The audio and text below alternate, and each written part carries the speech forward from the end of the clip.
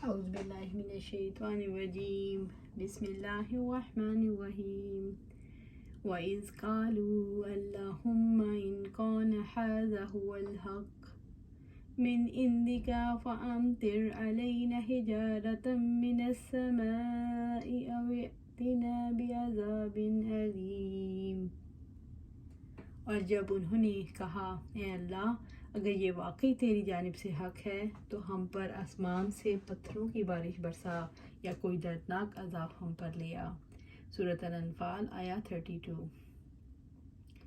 اور جب انہوں نے کہا اے اللہ اگر یہ واقعی تیری جانب سے حق ہے، جب انہوں نے کہا اے اللہ جس کی طرف محمد صلی اللہ علیہ وسلم دعوت دیتے ہیں اگر وہ حق ہے، فَأَمْطِرْ عَلَيْنَا حِجَارَةً مِّنَ السَّمَاءِ أَوْ ائْتِنَا بِعَذَابٍ أَلِيمٍ، تو ہم پر آسمان سے پتھروں کی بارش برسا یا کوئی دردناک عذاب لے آ، ہم پر پتھروں کی بارش کر دے۔ یعنی اگر قرآن مجید حق ہے تو اس کا انکار کرنے پر ہمیں ویسی ہی سزا دے جیسے ہاتھی والوں کے ساتھ کیا تھا کہ ان پر پکی ہوئی مٹی کے کنکر پھینکے۔ انس رضی اللہ تعالیٰ عنہ سے روایت ہے کہ ابو جہل نے کہا تھا کہ اللہ اگر یہ قرآن آپ کی طرف سے سچ ہے تو ہم پر آسمان سے پتھر برسا یا کوئی عذاب ہم پر بھیج دے۔ اس کے جواب میں اگلی آیات میں وَمَا قَانَ اللَّهُ سے لے کر عن المسجد الحرام تک نازل ہوئی۔ رب العزت نے فرمایا وَيَسْتَعْجِلُونَكَ بِالْعَذَابِ وَلَوْلَا أَجَلٌ مُّسَمًّى لَجَاءَهُمُ الْعَذَابُ وَلْيَأْتِيَنَّهُمْ بَغْتَةً وَهُمْ لَا يَشْعُرُونَ، اور وہ آپ سے جلد عذاب مانگتے ہیں اور اگر ایک مدت مقررہ نہ ہوتی تو ان پر عذاب ضرور آ جاتا اور یقیناً وہ ان پر اچانک آئے گا حالانکہ وہ شعور بھی نہ رکھتے ہوں گے۔ سورۃ العنکبوت آیا 53۔ وَقَالُوا رَبَّنَا عَجِّل لَّنَا قِطَّنَا قَبْلَ يَوْمِ الْحِسَابِ، اور انہوں نے کہا اے ہمارے رب حساب کے دن سے پہلے ہی ہمارا حصہ ہمیں جلدی دے دے۔ قوم شعیب نے بھی ایسی ہی دعا کی تھی فَأَسْقِطْ عَلَيْنَا كِسْفًا مِّنَ السَّمَاءِ إِن كُنتَ مِنَ الصَّادِقِينَ، تو ہم پر آسمان سے کوئی ٹکڑا گرا دو اگر تم سچے لوگوں میں سے ہو۔ سورۃ الشعراء آیا 187۔ انسان اپنے لیے آسمان سے پتھر برسانے کی یا دردناک عذاب کی دعائیں کب کرتا ہے؟ انسان جب دنیا میں اپنے آپ کو محفوظ سمجھتا ہے، جب وہ یہ دیکھتا ہے کہ حق کا انکار کرنے سے اس کا کچھ بھی نہیں بگڑا، جب وہ اپنے آپ کو بہت درست سمجھتا ہے، جب وہ اللہ تعالیٰ کے قانون محض سے غلط فہمی میں مبتلا ہو جاتا ہے، جب وہ تکبر میں مبتلا ہوتا ہے تو مرنا پسند کرتا ہے مگر حق قبول کرنا پسند نہیں کرتا۔ وَمَا كَانَ اللَّهُ لِيُعَذِّبَهُمْ وَأَنْتَ فِيهِمْ وَمَا كَانَ اللَّهُ مُعَذِّبَهُمْ وَهُمْ يَسْتَغْفِرُونَ، اور اللہ تعالیٰ ایسا نہیں کہ انہیں عذاب دے دے جب تک کہ آپ ان میں ہوں، اور اللہ تعالیٰ ان کو اس وقت بھی عذاب دینے والا نہیں جب کہ وہ بخشش مانگتے ہوں۔ سورۃ الانفال آیا 33۔ اور اللہ تعالیٰ ایسا نہیں کہ انہیں عذاب دے جب تک کہ آپ ان میں ہوں۔ وَأَنْتَ فِيهِمْ، آپ صلی اللہ علیہ وسلم ان میں موجود ہیں، یعنی رسول کی موجودگی میں عذاب سے امن کی ضمانت تھی۔ اب ابن عباس رضی اللہ تعالیٰ فرماتے ہیں عذاب نہ آنے کی 2 رکاوٹیں تھیں، اللہ تعالیٰ کے رسول صلی اللہ علیہ وسلم کی موجودگی اور استغفار۔ اب اللہ تعالیٰ کے رسول صلی اللہ علیہ وسلم تو رخصت ہو گئے، استغفار رہ گیا۔ ابن عباس رضی اللہ تعالیٰ فرماتے ہیں اللہ تعالیٰ نے اس امت میں 2 چیزیں باعث امن بنائیں، جب تک یہ چیزیں موجود رہیں گی لوگ اللہ تعالیٰ کے عذاب سے محفوظ رہیں گے۔ سلامتی کا ایک ذریعہ اللہ تعالیٰ نے اپنے پاس بلا لیا، دوسرا ذریعہ موجود ہے، جب تک نماز پڑھتے رہو گے امن سے رہو گے۔ رسول اللہ صلی اللہ علیہ وآلہ وسلم نے فرمایا اللہ تعالیٰ نے مجھ پر میری امت کے لیے 2 امن والی چیزیں اتاری، میری موجودگی اور نماز، پھر جب میں انتقال کر جاؤں گا تو تم میں قیامت تک نماز باقی رہے گی۔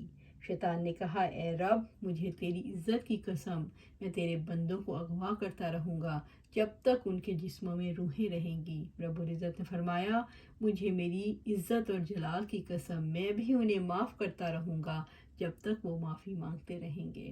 مومن جب تک استغفار کرتے رہیں گے اللہ تعالیٰ کے عذاب سے محفوظ رہیں گے۔ وما کان اللہ معذبہم وہم یستغفرون، اور اللہ تعالیٰ ان کو اس وقت بھی عذاب دینے والا نہیں جبکہ وہ بخشش مانگتے ہوں۔ اللہ تعالیٰ اس وقت تک ان پر عذاب واقع ہونے سے روکتے رکھتے ہیں جب تک وہ استغفار کرتے رہتے تھے، حالانکہ عذاب کے اسباب پیدا ہو چکے تھے۔ ابو موسیٰ رضی اللہ تعالیٰ عنہ سے روایت ہے کہ آپ صلی اللہ علیہ وآلہ وسلم نے فرمایا، اللہ تعالیٰ نے میری امت کے لیے 2 امن کی چیزیں اتاری تھیں، پھر یہ آیت پڑھی، پھر فرمایا کہ جب میں دنیا سے چلا گیا تو تمہارے لیے امن کی چیز استغفار کو قیامت تک کے لیے چھوڑ جاؤں گا۔ رب العزت نے فرمایا، وَمَا كَانَ رَبُّكَ لِيُهْلِكَ الْقُرَىٰ بِظُلْمٍ وَأَهْلُهَا مُصْلِحُونَ، اور آپ کا رب ایسا نہیں کہ وہ بستیوں کو ظلم کے ساتھ ہلاک کر دے جبکہ اس کے باشندے اصلاح کرنے والے ہوں۔ سورۃ ہود آیا 117۔ آپ صلی اللہ علیہ وسلم نے فرمایا، بندہ جب تک اللہ تعالیٰ سے استغفار کرتا رہے عذاب سے محفوظ رہے گا۔ اللہ تعالیٰ کسی قوم پر عمومی عذاب کب تک نازل نہیں کرتے؟ جب تک کسی قوم کے اندر نبی موجود ہو اور وہ حق کی دعوت دے رہا ہو، جب لوگ اپنے گناہوں کی معافی مانگتے رہتے ہیں، جب لوگوں پر ابھی حق اور باطل کے درمیان فرق واضح نہ ہو گیا ہو، جب تک معاشرے کے اندر لوگ اپنی اصلاح کا کام کر رہے ہوں، خواہ وہ ایک یا دو ہی ہوں۔ عذاب اس وقت تک رکا رہتا ہے جب تک کہ قبول کرنے والے خوش بخت افراد موجود ہوں۔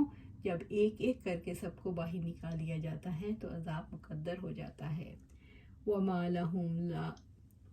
لَهُمْ أَلَّا يُعَذِّبَهُمُ اللَّهُ وَهُمْ يَصُدُّونَ عَنِ الْمَسْجِدِ الْحَرَامِ وَمَا كَانُوا أَوْلِيَاءَهُ إِنْ أَوْلِيَاؤُهُ إِلَّا الْمُتَّقُونَ وَلَكِنَّ أَكْثَرَهُمْ لَا يَعْلَمُونَ، اور کیا ہے ان کے لیے کہ اللہ تعالیٰ انہیں عذاب نہ دے حالانکہ وہ مسجد حرام سے روکتے ہیں، حالانکہ وہ اس کے متولی نہیں ہیں مگر متقی لوگ، لیکن ان میں سے اکثر لوگ جانتے نہیں۔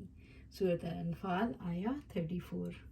اور کیا ہے ان کے لیے کہ اللہ تعالیٰ انہیں عذاب نہ دے حالانکہ وہ مسجد حرام سے روکتے ہیں، وہ اللہ تعالیٰ کے عذاب کے حقدار ہیں کیونکہ انہوں نے شرک کیا جو عذاب کو واجب ٹھہراتا ہے۔ انہوں نے لوگوں کو مسجد حرام میں عبادت سے روکا، خاص طور پر محمد صلی اللہ علیہ وآلہ وسلم اور اصحاب محمد صلی اللہ علیہ وآلہ وسلم کو، حالانکہ وہ حرم میں عبادت کا زیادہ حق رکھتے تھے۔ ان پر عذاب نہ آنے کی وجہ رسول اللہ صلی اللہ علیہ وآلہ وسلم تھے۔ آپ صلی اللہ علیہ وآلہ وسلم کی برکت کی وجہ سے عذاب نہیں آیا تھا۔ جب رسول اللہ صلی اللہ علیہ وآلہ وسلم مکہ سے چلے گئے تو اللہ تعالیٰ نے بدر کے دن ان پر اپنا عذاب بھیج دیا اور بڑے مشرک مارے گئے اور 70 گرفتار ہو گئے۔ جب آپ صلی اللہ علیہ وآلہ وسلم مکہ میں مقیم تھے تو اللہ تعالیٰ نے وَمَا كَانَ اللَّهُ لِيُعَذِّبَهُمْ وَهُمْ يَسْتَغْفِرُونَ اتاری، جہاں سے لے کر يُعَذِّبَهُمْ سے وَهُمْ يَسْتَغْفِرُونَ، کیونکہ مسلمان نماز پڑھتے تھے اور استغفار کرتے رہتے تھے، پھر جب وہ نکل آئے تو وَمَا لَهُمْ أَلَّا يُعَذِّبَهُمُ اللَّهُ وَهُمْ يَصُدُّونَ تک اتاری اور مسلمانوں کو مکہ پر حملے کرنے کا حکم ملا۔ یہی وہ اللہ تعالیٰ کا عذاب تھا جس کا ان سے وعدہ کیا تھا۔ اللہ تعالیٰ نے ان پر عذاب کے لیے فرد جرم عائد کی کہ وہ مسجد حرام سے روکتے ہیں، مسجد حرام کے متولی نہیں، اہل تقویٰ سے حق جو ان کا حق ہے، متولی وہ ہیں، ان کا حق چھین رکھا ہے، متقین کا حق ہے ان پر۔ اہل مکہ عذاب سے بے خوف کیوں تھے؟ وہ سمجھتے تھے کہ بیت اللہ کے وارث ہیں، ابراہیم علیہ السلام اور اسماعیل علیہ السلام کی اولاد میں سے ہیں، بیت اللہ کے متولی ہیں۔ وَمَا كَانُوا أَوْلِيَاءَهُ، وہ مسجد حرام کے ولی نہیں، اولیاء نہیں، جیسے وہ اللہ تعالیٰ کے اولیاء نہیں۔ وہ اللہ تعالیٰ کے اولیاء اور اس کے گھر کے متولی کیسے ہو سکتے ہیں جبکہ ان کے دل اپنے رب کی تعظیم سے خالی ہوتے ہیں، جو اپنے رب کے حقوق نہیں پہچانتے، جن کے دل میں اس محترم زمین کا کوئی احترام نہیں۔ ان میں کون سی ایسی چیز ہے جس کی وجہ سے خود کو بیت اللہ کا زیادہ مستحق سمجھتے ہیں؟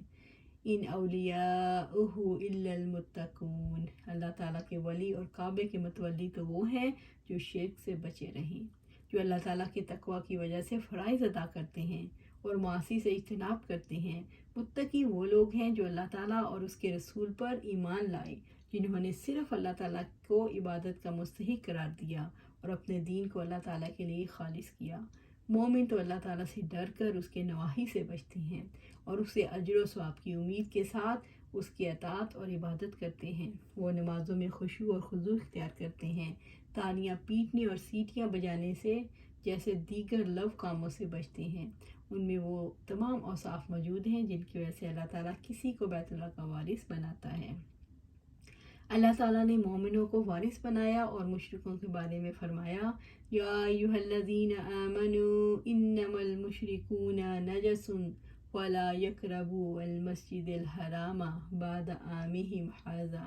اے لوگو جو ایمان لائے ہو، یقیناً سب مشرک ناپاک ہیں، چنانچہ وہ اس سال کے بعد مسجد حرام کے قریب نہ آ پائیں۔ سورۃ التوبہ آیہ 28۔